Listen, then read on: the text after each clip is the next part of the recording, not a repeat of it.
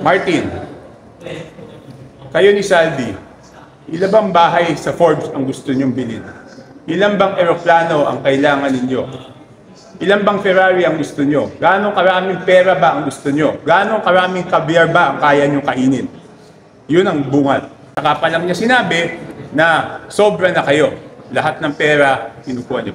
Yan daw ang sinabi ni Pangulong Bongbong Marcos kay dating House Speaker Ferdinand Martin Romualdez nang ipatawag umano ito sa Aguado Residence sa Malacanang noong November 24, 2024. Ibinunyag ito ni Navotas City Representative Toby Tiangco sa panayam ngayong araw matapos niyang mapakinggan ang bagong video ni dating Congressman Elizalde Co kung saan idinetalya nito ang umano'y delivery ng 56 billion pesos na cash para kina Romualdez at Pangulong Marcos.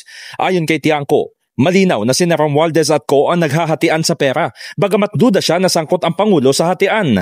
Malabo raw kasi itong mangyari, gayong galit na galit pa ang presidente sa naturang pulong sa Aguado Residence, lalo't nagsumbong sa kanya ang Japan International Cooperation Agency o JICA. Hanggang ang kausap niya si Martin di ba? So kaya nga Mr. President, hanggang kay Martin, wala nang, wala nang duda na talagang sila ni Saldi. Okay, next.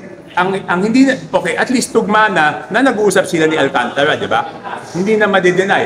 Ang titingnan na lang doon, sino ba nag-offer? Ang sabi ni Saldi, si Alcantara daw nag-offer.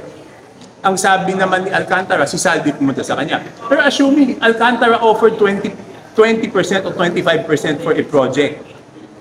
Alam mo naman mali yun, bakit mo naman gagawin? Naniniwala rin si Tiangco na posibleng magamit ang video ni Co sa pagpapabagsak sa gobyerno. Pwedeng gamitin ng mga gustong maggulo, di ba? Kaya nga ulit, DFA, ano pa pag-iintay nyo, di ba? Pwede na nga gamitin yan ng mga gustong manggulo. Hindi nyo na kailangan ng intelligence report, kahit isipin lang natin sa common sense, pwedeng gamitin yan. So it's a national security issue definitely. Samantala, sa isang video statement, nilinaw ng kampo ni dating Speaker Romualdez na hindi kumpirmasyon ng pagiging guilty ang referral ng Independent Commission for Infrastructure o ICI sa Office of the Ombudsman. Sinabi ng abogado at tagapagsalita ni Romualdez na si Attorney Ade Fajardo na nagtitiwala pa rin sila sa pagiging patas ng ICI sa pagtupad sa tungkulin nito.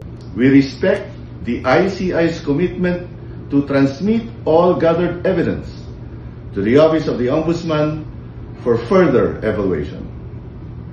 The referral incorporates all evidence presented by former Speaker Martin Romualdez, his sworn affidavit, complete transcripts, and the full audio-video recording of his voluntary appearance before the Commission last October 14. Importantly, the ICI explicitly states that the referral code is issued without any finding or conclusion of guilt or liability on the part of former Speaker Romualdez.